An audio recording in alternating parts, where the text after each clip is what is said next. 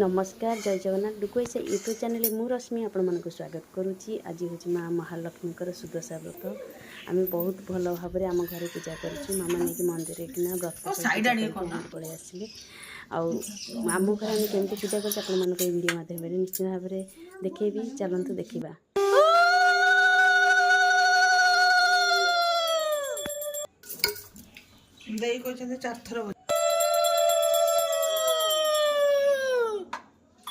आपण मानक भितर क्या हुड़हुड़ी पकई आसी शंख बजी आसी निश्चित भाव में कमेंट करूँ। मत भी हुड़हुड़ी आ शंख बजी आसी मत बहुत भल लगे। सका मुझे चाउल बतुरई थी आ चाउल चूना करके माँ छेना नड़िया पुर देकी 10 मंडा प्रस्तुत करी कहीं माँ प्रिय पिठा हूँ मंडा पिठा। छेना कदली मागी दिया सरला बहुत भल पूजा है। व्रत भी पूजा सरीगला।